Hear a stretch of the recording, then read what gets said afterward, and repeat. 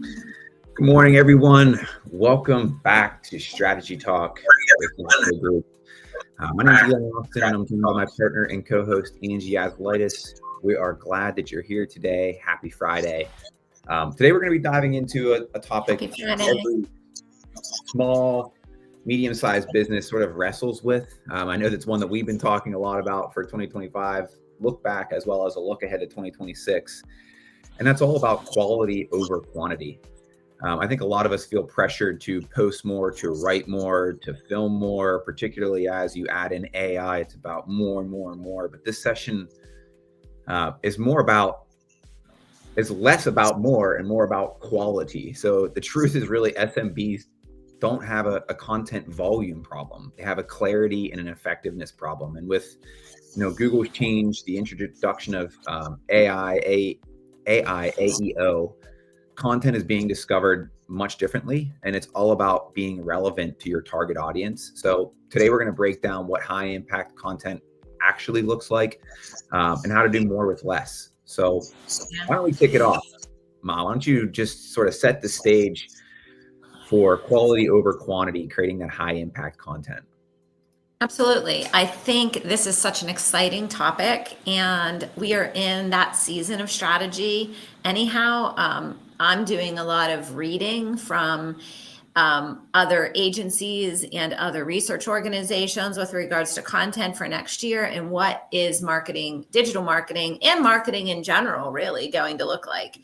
And obviously, you hit on a lot of this. AI is allowing people to create content much more quickly, but that doesn't always mean it's great. And one of the things that SMBs also often do incorrectly is create content that never gets reused. And so what I get super excited about is creating a strategy and then having that calendar where you can actually pull older content that's still relevant. Obviously, you want it to still be relevant. You may need to tweak it a little bit.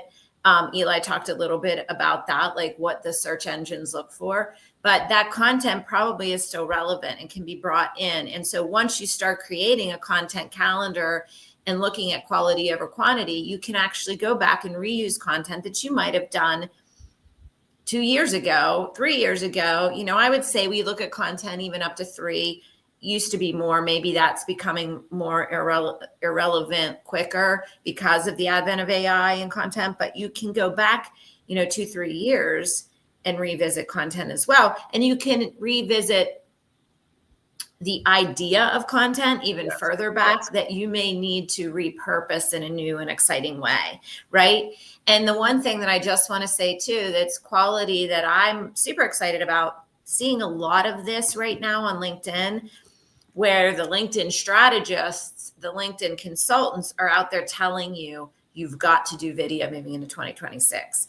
And so that's concerning for some people because they don't want to do it. But when you think quality over quantity, it doesn't mean you have to be like on there every day doing a recording of yourself, because that could be super frustrating for some people. So yeah, quality over quantity, the name of the game, and creating that strategy. I think it's exciting. Not everybody else does, but yeah, I know. I think, for us, obviously, we think it's exciting because we do a lot of content development. But what's even more exciting now is that we get to sort of dig into the true content metrics that move the needle, right? It's not just, okay, last year we did 24 blogs and 6 LinkedIn articles and we sent 24 emails or campaigns. It's about taking a look at that, not from a metric of quantity, but what was the most impactful message? What was the campaign that received the most eyes or the most clicks or the most view time? And then to your point, going back and repurposing that, revisiting the topic, saying, hey, this was a topic that I know resonated with a lot of you in 25.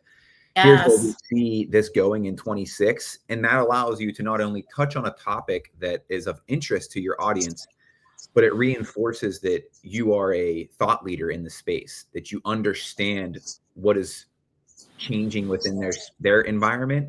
And then you can position yourself as that subject matter expert. And that's really what, when we talk, because we work often with B2B, we do work with B2C clients as well. But when you come to B2B, it's all about establishing authority in your vertical. And if you don't have that, they're going to go to someone that they think does have that. So it's really about being able to take a look at topics that align with your audience, and then give you those different outlets, whether you're writing LinkedIn articles, writing a supporting blog, taking and breaking those into ongoing social posts. And then to your point, where we see a lot of folks heads explode for leaders is like, I can't do 10 videos for this. Well, it's like, you don't actually need to. If you could sit down and carve out 30 minutes and dedicate you delivering even just to camera your thoughts, you can then take that and cut that into 10 different pieces, right? So it's not like you have to get your device out, set it up, and record every single week. You could do it once a month and then break that content down into individual bite-sized chunks. You could still use the long form content.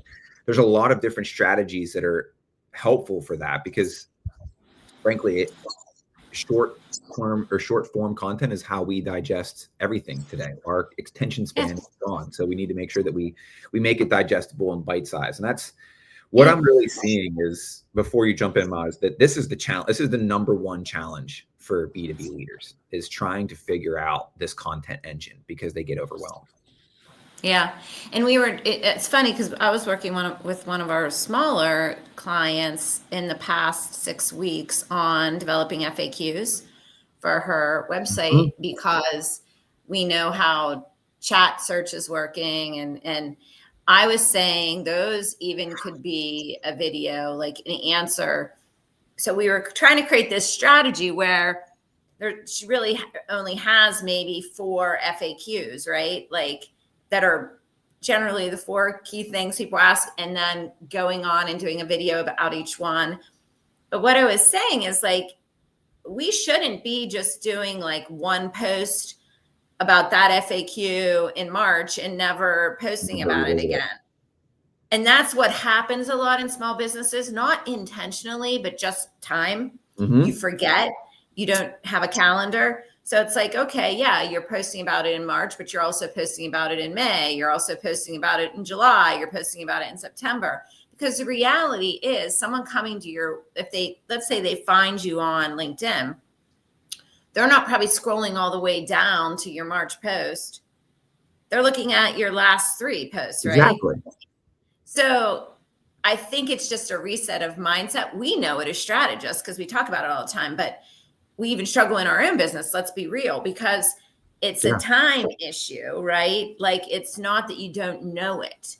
It's just, how do you put in place the ability to do it? And I love kind of where you've been framing up recently with people, like, let's kind of do these topics for the whole year. It doesn't mean that it's like a Bible or you're set in stone to it, like never. But then you can make strides to have this reusable content, right? Absolutely. And I love where you're going with this, because one of the things that I wanted to pull out today, and this is really important, is most content, and I'll give you a real example. Most content gets nil visibility. For example, there was a company that had 250 PDFs that they produced throughout the year. Only 63 of those PDFs had more than 20 downloads. That means 75% of the content created failed to even gain basic traction. So to your point, you don't know if is it timing? Is it that people didn't see it, so it didn't gain traction? So I think it's not about creating 250 PDFs.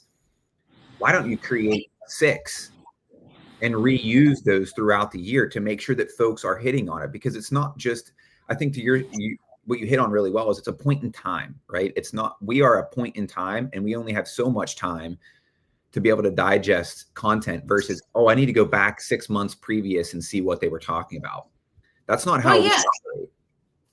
And I talked to a couple yesterday that owns their own business, and literally, like, was saying, if you don't have the budget to spend on ads, and you don't have anybody sharing or engaging in your content, and you're just putting out content to put out content, like, you've got to create. If you don't want to, not only do you have to create the content, right? That's quality content that answers your issues, your problems, whatever it is that your company does. in a way that people want to watch or read. You have to measure it. And then if you don't have the budget, you have to engage with people that are willing to share, comment, engage in order to get you some audience, because the algorithms today are so,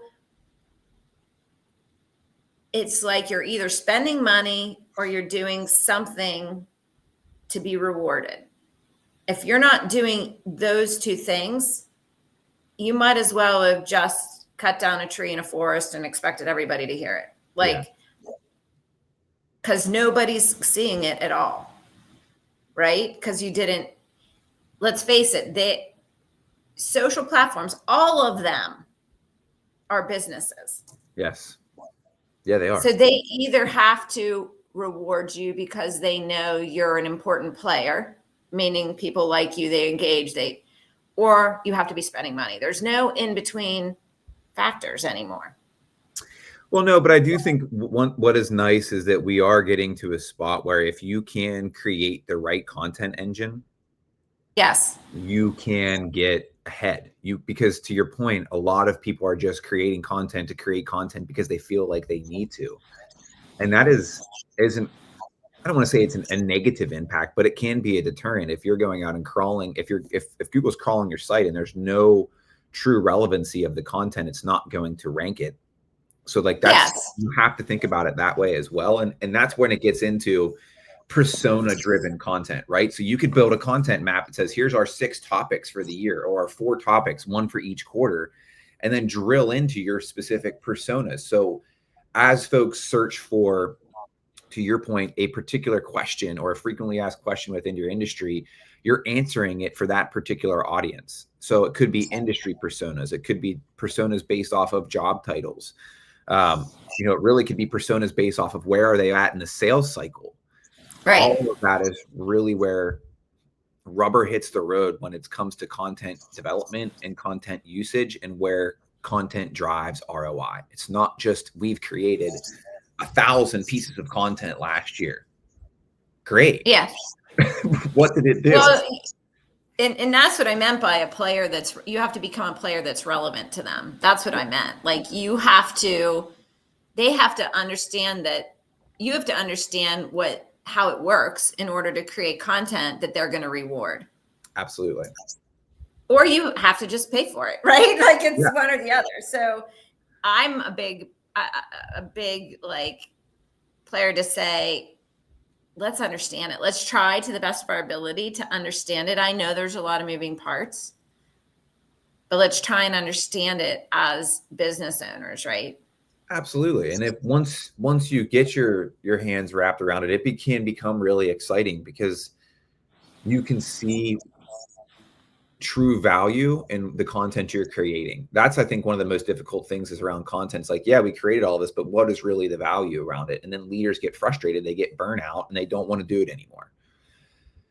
So when you take a step back and you say, hey, look, we're not going to create 100, we're only going to create 4 to 5, and we're really going to zero in on the audiences, then we know out of those 4 or 5 messages, what was the most impactful? What audience did it resonate with? So you can continue to drill into that, because it could be perhaps an untapped market for you. I mean, something could be right underneath your nose. You just don't know because you don't understand how the content is driving results. And that goes back to like the topic clusters, like you talked about. Build topic clusters, not a one-off post. Think about it as, one core topic that can be broken into like maybe 6 to 10 subtopics that then can drive FAQs. It could drive, video. It could drive blogs. Like thinking about it from that perspective allows you to really get granular and really, really see impact within your TCP, your ICP, because that again is relevant to you. So that's something that is exciting. And then it comes back to, repurposing. We talk about time. Like this is going to save you time by repurposing content. We don't have to start from scratch. We can say, hey, look, these are last year's blog articles. Here's 3 that did really well. Yeah. Let's revisit those, saying, hey, this was our stance in 25, but here's what we see in 2026. That's easy win. That's easy win for you. It's easy way to create content. And we know that it's already relevant. So it's worth us spending time on. Yeah. Yeah. It gets, obviously, as you can tell, like I get excited about this because it's really it's where I see us going. Is AI has been fantastic. Yes.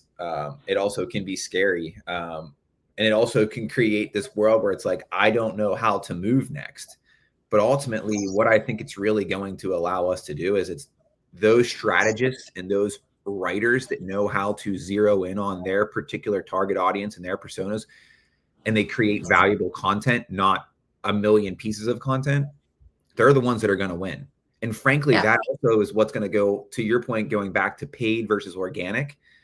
That's what's going to allow you to drive your organic needle, is by creating relevant content, because it's all about answering questions that people ask, right? We talked about it previously, like voice. People, they talk into their phone, they're asking questions. So you need to really, when we talk about topic clusters, understand, what are your customers asking? When you have meetings with them, what are they asking you about? Right. And then how can you create content that aligns with that in their voice? And that is like, that's what's super exciting, because then it really, when you see a content piece, when it drives revenue, you're like, oh my gosh, we've done something here, where a lot of times you just feels like you're creating to create. So this for us in 2026 is going to be a big part of our strategy, is really taking a look at content maps. I know that we've built content calendars and we've been on this topic for quite some time, for a number of years. And we often previously did things on a month-to-month basis. Even at YaZo, we're now making a change, taking a look at strategy of, okay, instead of it being 12 months, how about at a quarter-to-quarter basis? And how do we zero in on each quarter and create topic clusters that we can really build valuable content around? So, Yes. Even at YaZo, strategy is changing, as it should. You should always keep your finger on the pulse. But if you're out there and you're looking at your 2026 roadmap and you're just don't know where to start, we would love to have that conversation with you, because again, there could be things that you just don't know that are right in front of you. You could be able to take a look at what you've created and found that, hey, you've already done a great content creation. Let's zero in on these 2 or 3 topics, because they're relevant to your audience. So it's all about being practical. One thing I do want to say, just as I know we're going to wrap up, but it also gets you re-excited about your business. It does. So it's really important to get re-excited about the content you create. Absolutely. Absolutely. And I mean, this is one of those topics where a little small shift can create a really big impact. And then to your point, it can rekindle that fire and excitement. So when you stop sort of chasing the volume piece and we really start building out clarity, I think everything falls into place, from your messaging to your results. Those things get stronger. So, if today sparked any questions for you, if you have any ideas, or if you just want some help and guidance on creating that higher quality content strategy for 26, reach out. That's exactly what we do. We love what we do. And if you're looking for a VCMO partner, we'd love to have those conversations. So drop a comment, drop a like, share it with your colleagues. We appreciate you tuning in. Have a blessed rest of your Friday and weekend, y'all. We appreciate it. Take care. Take care. Bye. Bye.